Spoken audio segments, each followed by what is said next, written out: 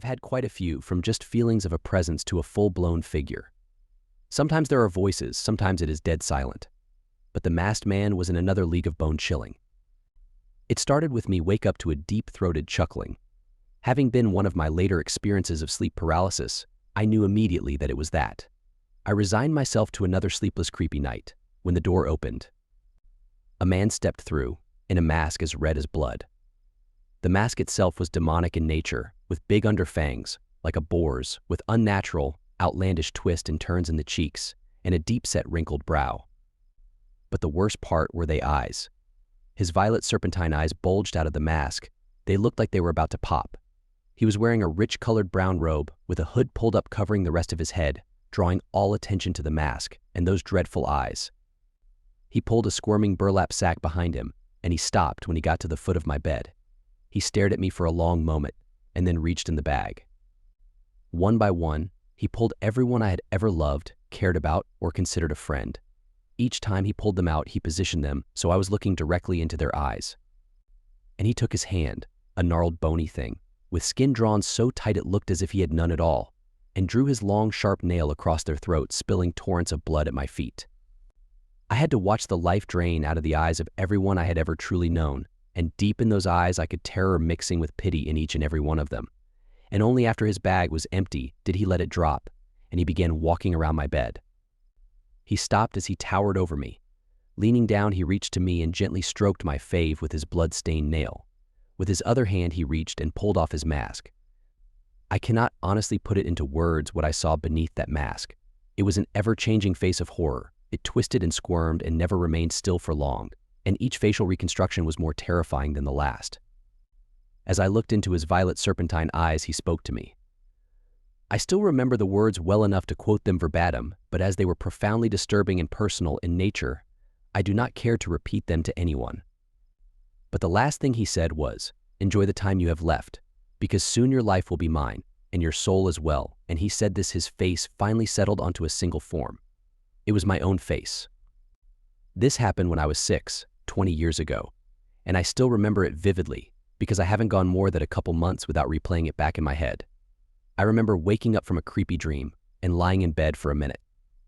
Then my mom opened the door and I could see her silhouette. Was she there to comfort me, possibly? She didn't say anything. She then eerily hobbled into my room and started looking a little more creepy. She looked a little like a creature from where the wild things are. I could only see the dark outline of her body and head, but her hair appeared messy and her head looked larger than normal. I was on the top bunk, my baby sister was asleep below. My mom stood at my bed, her head was about level with my own. She stood there for a minute at the side of my bunk bed, and I could begin to sense that things were weird. She then reached out and started tickling me a little. I wasn't freaked out quite yet. Then I began to feel uncomfortable, but the tickling intensified. She began grunting quietly, almost as if she was murmuring something. Finally, I was trying to tell her to stop, but of course words were impossible to form. The tickling intensified until she was scratching and jabbing and digging at my torso. By then, the grunting had eventually grown into a deep growling and howling. I couldn't move or make any noise. Why wouldn't my little sister wake up and help me? Scariest F-king thing that's ever happened to me. I suffered a terrible accident involving being kicked in the face by a horse, which resulted in my jaw being broken. 2 plates and a wired jaw later. I was pretty hangry and exhausted. I'd suffered from sleep paralysis before, but nothing to the extent after this accident. It occurred every night, sometimes multiple times, for months on end. We have a mirrored wardrobe next to our bed, my side of course, and I keep the bedroom door open. Quite often I would be just falling off to sleep when I would feel the dread wash over me, followed by the feeling of someone being in the room. I would then feel like something was pulling me off of the bed by arm, towards the mirror, then the nightmares progressed to being dragged off the bed by my back.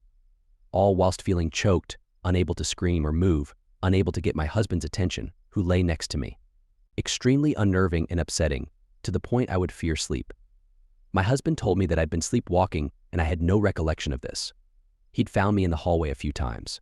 Really upsetting. Recently, the sleep paralysis has returned, but interestingly, so have my daily headaches and migraines.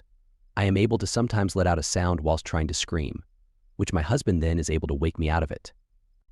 My most recent experience has been of a black figure-think person covered head to toe in skin-tight, black lycra, who is trying to drag me from the bed by face incredibly frightening. In this state, it feels like it is almost in slow motion, and I am trying to crawl my fingers across the bed to my husband to wake him, but it is impossible. I find it interesting that most of us who experience this tell of the same figure, etc. I have only had one experience, and it was terrifying. I woke up in the middle of the night and had the usual symptoms. However, I was sleeping facing the door, which was open. An old lady in full black appeared and stared at me for what felt like an hour. Finally, before I regained motion, the woman screamed and lunged at me, and I woke up. I almost only have them when I sleep on my back during the night, so the most terrifying time was when I slept on my chest during the daylight hours on my couch in the living room. I thought that it was a coward that only came in the dark of the night, but it came back to prove me wrong. Every single incident was at night except this one. My wife and I were arguing on the way home from church, and she took the kids to her mother's for the day so we could both calm down. I chose to take a nap laying on my chest with my head turned to the left away from the sunlight from my living room windows. I awoke around 2 p.m. unable to move, only this time I felt that my right leg was slightly elevated. Each of my experiences beforehand were different in that I was being held down and choked by a dark silhouette. I would try to yell, but nothing would come out. I would panic and begin to pray, and then it would let me go and leave. This time, though, it dragged me off the couch and was yanking me violently with my face down in broad daylight, where I could not see it. I truly thought this thing was finally going to kill me. I'm a 33-year-old man in good health who isn't scared easily, but in that moment I thought I would never see my children again. I prayed that God would protect me, and He did. A veil of darkness lifted from the room.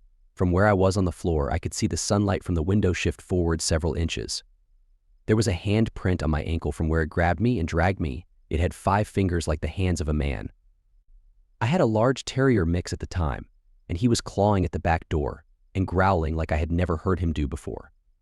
I let him in the house, and he was snarling and baring his teeth, running from room to room, chasing something that I could not see, but had heavy footprints on my wooden floor. I watched my dog chase after this thing to the corner of my yard, and it wasn't until he came back that I realized my dog almost clawed halfway through a too thick wooden door, trying to get in to protect me.